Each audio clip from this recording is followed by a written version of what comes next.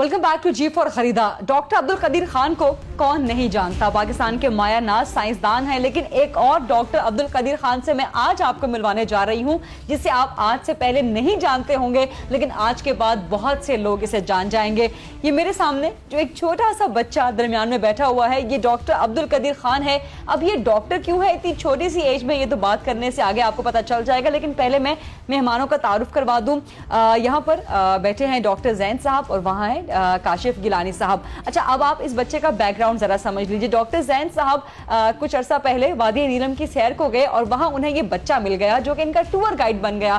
لیکن یہ بچہ صرف ٹور گائیڈ نہیں بلکہ ڈاکٹر بھی تھا, یعنی کہ بایولوجی کا گائیڈ بھی تھا. اس بچے نے یہ 8ویں جماعت میں پڑھتا ہے ایک نجی اسکول میں وادی نیلم میں, لیکن اس نے بایولوجی کے ایسے لیسنز, ایسے سبق پڑھا دیے کہ کسی نے کیا ایسے سبق کبھی پڑھے ہوں گے. عام طور پہ بچے جو ہیں وہ اپنی کتابیں اپنا سبق یاد نہیں کر پاتے, لیکن یہ بچہ پوری کی پوری ڈاکٹری گھول کے پی گیا ہے. آئیے آپ کو ملواتی ہوں ڈاکٹر عبد القدیر خان سے. السلام علیکم ڈاکٹر صاحب. وعلیکم السلام. علاج بھی کرتے ہیں آپ؟ جی ابھی نہیں. اچھا, بچے تو اس عمر میں اپنی کتابیں نہیں پڑھ سکتے, آپ ایسا فر بایولوجی پڑھتے ہیں بلکہ پڑھاتے ہیں, کہاں سے سیکھا؟ جی یہ بس اسکول سے سیکھے. اسکول سے پڑھا ہے؟ جی. آپ 8ویں میں پڑھتے ہو؟ جی 8ویں. لیکن آپ کو تو 10ویں جماعت تک کا سارا سبق یاد ہے. جی. اچھا, آپ کی عمر میں تو بچے کرکٹ کھیلتے ہیں؟ ہاں جی ایسے ہی. ہماری جو کرکٹ ٹیم ہے وہ بھی بچوں کی طرح کھیلتی ہے. جی. ہاں جی. لیکن آپ کو یہ اتنا سیریس کام کہ مطلب کتابیں آپ نے گھول کے پینی, ذرا سناؤ کچھ, کیا سبق سنا رہے تھے؟ برین, اسپینل کارڈ, اس کے بعد برین کا فنکشن کیسے ہوتا ہے؟ برین یہ میسج سینڈ کرتا ہے, جب انسان کو بھوک لگتی ہے یا پیاس لگتی ہے تو یہ فوراً کام کرتا ہے, بتا دیتا. ہاں نہیں, آپ نے جیسے وہ انگلش میں جو ان کی ڈاکٹر زین نے آپ کی ویڈیو بنائی تھی. The brain of an adult human being weight about 3 pounds or more than 100 billion neurons. This brain is protected by 3 layers of connective tissues called meninges. Between the layer of meninges is called fluid. The fluid protects the brain. The brain itself has 3 main parts. Forebrain, midbrain and headbrain. Forebrain, it is the largest part of the brain. It is part of the brain that entraps signal and passes signal and traps signal that when you are hungry, emotion and pain. The cerebrum, right and left or hemisphere. Each hemisphere control the opposite side of the body. For example, right side control the left side of the body and left side control right side of the body. Each hemisphere of our brain divided into 4 lobes. Frontal lobe, occipital lobe, parietal lobe اور temporal lobe. بڑا brain پایا آپ نے. ہاں اچھا, یہ بتاؤ کہ بڑے ہو کے کون سے ڈاکٹر بنو گے؟ ڈاکٹر بہت سی قسموں کے ہوتے ہیں, بہت سے امراض کے ڈاکٹر ہوتے ہیں. Medical doctor. میڈیکل ڈاکٹر آپ بنو گے؟ اچھا, تو ڈاکٹر عبد القدیر خان کا نام آپ نے رکھا ہے, لیکن وہ تو ایٹمی سائنسدان تھے. جی وہ تو ٹورسٹ کوئی آئے تو انہوں نے پوچھا کہ آپ کا نام کیا, میں نے کہا میرا نام عبد القدیر ہے, تو انہوں نے کچھ کوسچن کیے انگلش میں, تو پھر وہ کہنے لگے کہ تمہارا نام ڈاکٹر عبد القدیر خان ہے. تو اس دن کے بعد میں نے بس رٹ لیا کہ میرا نام ڈاکٹر عبد القدیر ہے اور میں نے بننا ڈاکٹر ہے. اب مجھے یہ تو نہیں پتا تھا, چھوٹا تھا اس وقت میں, کہ ڈاکٹر عبد القدیر خان کوئی سائنسدان ہے یا میڈیکل ڈاکٹر ہے یا چائلڈ اسپیشلسٹ ہے. تو ادھر ہمارے ایریا میں میڈیکل ڈاکٹر کی بہت زیادہ ضرورت ہوتی ہے نا. ہماری برادری میں بہت سارے لوگ زیادہ جو بیماری سے مرتے ہیں وہ کینسر اور ہارٹ اٹیک کی. مثلا میرے نانا ابو, میری نانی امی, اس کے بعد میرے ایک انکل, میرے 2 کزن, وہ اسی وجہ سے. اور جب آپ بڑے ہو کے ڈاکٹر بنو گے, سب کا علاج کریں گے, میڈیکل ڈاکٹر بن. ڈاکٹر عبد القدیر خان کو تو جانتے ہو؟ جی, وہ تو ایٹمی سائنسدان تھے. کیسے لگتے ہیں آپ کو؟ اچھے لگتے ہیں. ایٹمی طاقت بنوائی انہوں نے پاکستان کے لیے.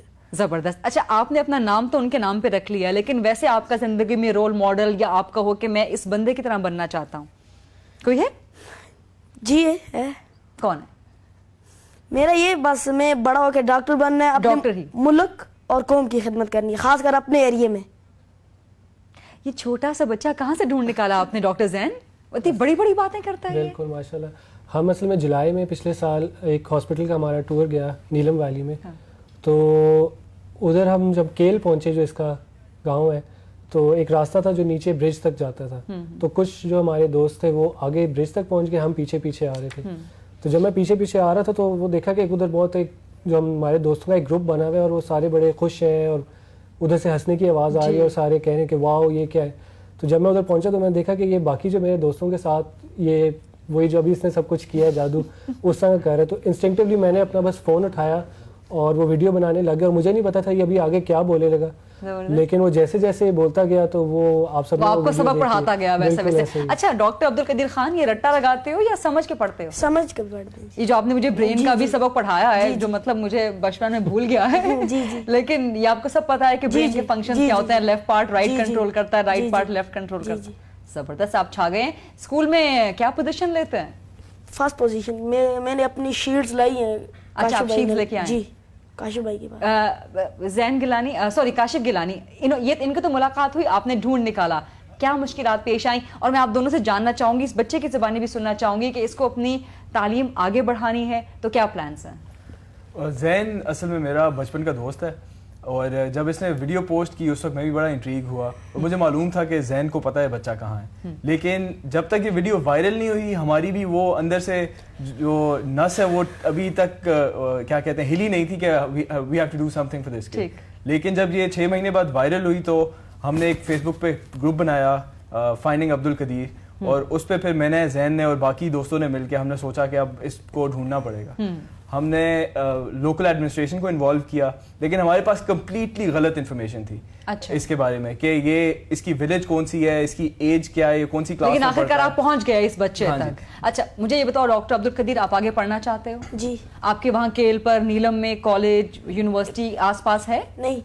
تو کہاں پڑھو گے؟ جس اسکول میں پڑھتا ہوں وہ اس میں 8 تک کلاس اسٹارٹ ہوتی ہے. تو میٹرک کہاں سے کرو گے؟ کہاں سے پلان ہے, سوچا ہے کچھ؟ سوچا ہے, ابھی رزلٹ ہی نہیں آیا. کسی کی ہیلپ چاہیے؟ جی.